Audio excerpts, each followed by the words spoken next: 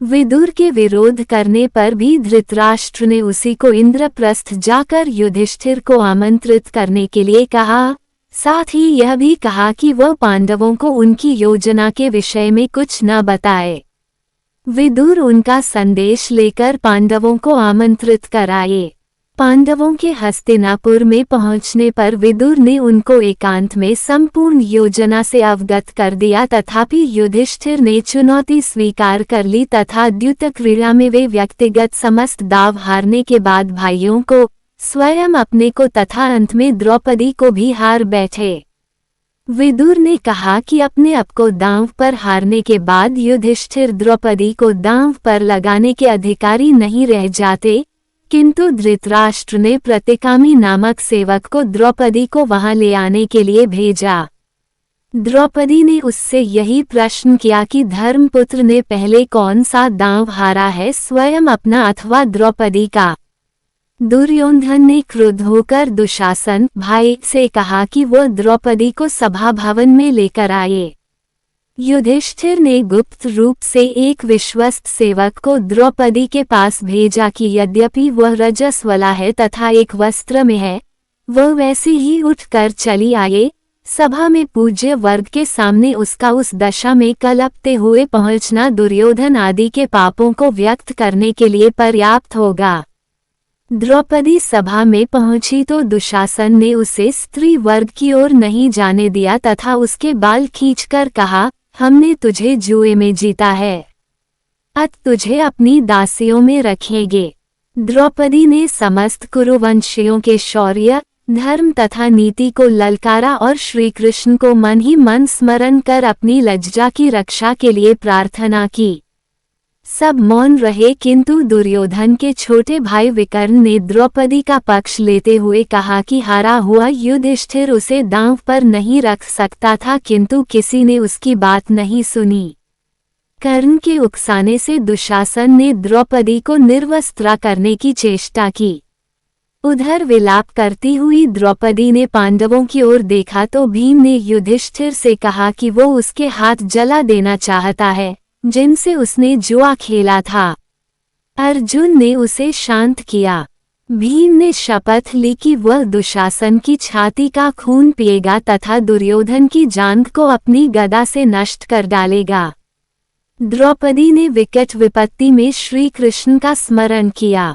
श्री कृष्ण की कृपा से अनेक वस्त्र वहां प्रकट हुए जिनसे द्रौपदी आच्छादित रही, फलत उसके वस्त्र खींचकर उतारते हुए भी दुशासन उसे नग्न नहीं कर पाया। सभा में बार बार कार्य के अनौचित्य अथवा औचित्य पर विवाद छिड़ जाता था।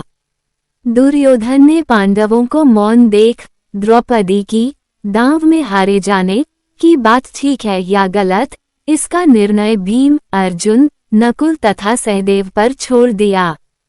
अर्जुन तथा भीम ने कहा कि जो व्यक्ति स्वयं को दांव में हरा चुका है, वह किसी अन्य वस्तु को दांव पर रख ही नहीं सकता।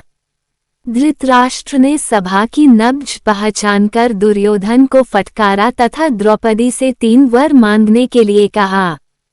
द्रौपदी ने पहले वर से युधिष्ठिर की दासभाव से मुक्ति मांगी ताकि भविष्य में उसका पुत्र प्रतिविंध्य दासपुत्र न कहलाए। दूसरे वर से भीम, अर्जुन, नकुल तथा सहदेव की शस्त्रों तथा रथ सहित दासभाव से मुक्ति मांगी। तीसरा वर मांगने के लिए वह तैयार ही नहीं हुई, क्योंकि उसके अनुसार क्षत्रिय स्त्रियों 2 वर मांगने की ही अधिकारिणी होती हैं।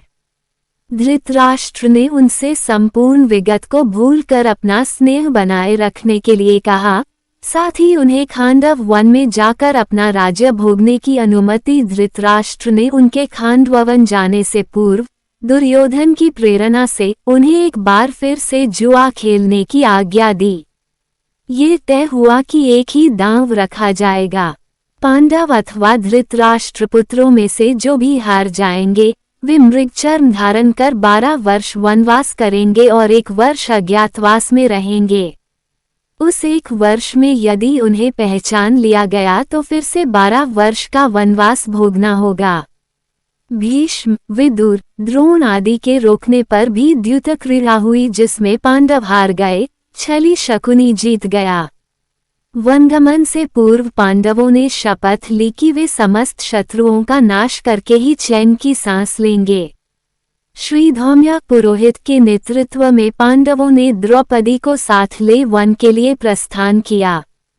श्री धौम्य साम मंत्रों का गान करते हुए आगे की ओर बढ़े। वे कहकर गए थे कि युद्ध में कौरवों के मारे जाने पर उनके पुरोहित भी इसी प्रकार साम गान करेंगे। युधिष्ठिर ने अपना मुंह ढका हुआ था। वे अपने क्रुद्ध नेत्रों से देखकर किसी को भस्म नहीं करना चाहते थे। भीम अपने बाहु की ओर देख रहा था, अपने बाहुबल को स्मरण कर रहा था। अर्जुन रेत बिखेरता जा रहा था। ऐसे ही भावी संग्राम में वह वानों की वर्षा करेगा। सहदेव ने मुंह पर मिट्टी मली हुई थी। दुर्दिन में कोई पहचान न ले। नकुल ने बदन पर मिट्टी मल रखी थी। कोई नारी उसके रूप पर आसक्त न हो। द्रौपदी ने बाल खोले हुए थे, उन्हीं से मुंह ढककर विलाप कर रही थी। जिस अन्याय से उसकी वह दशा हुई थी, 14 वर्ष बाद उसके परिणाम स्वरूप शत्रु नारियों की भी वही दशा होगी।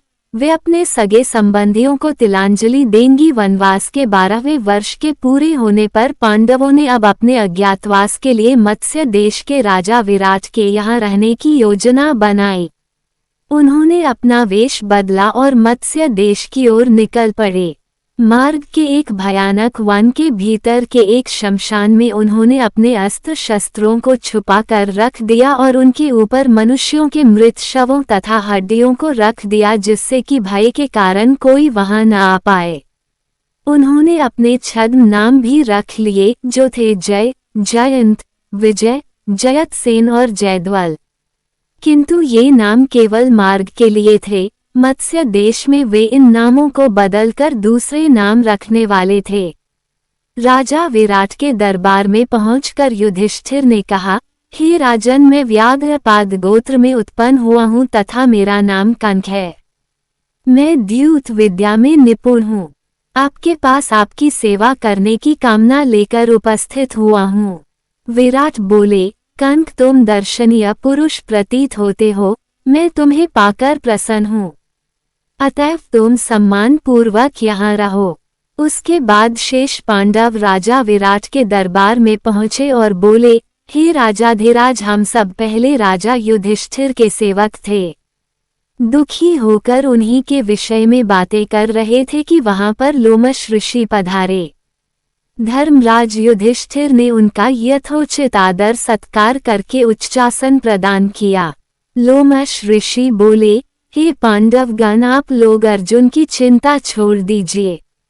मैं अभी देवराज इंद्र की नगरी अमरावती से आ रहा हूँ। अर्जुन वहां पर सुखपूर्वक निवास कर रहे हैं।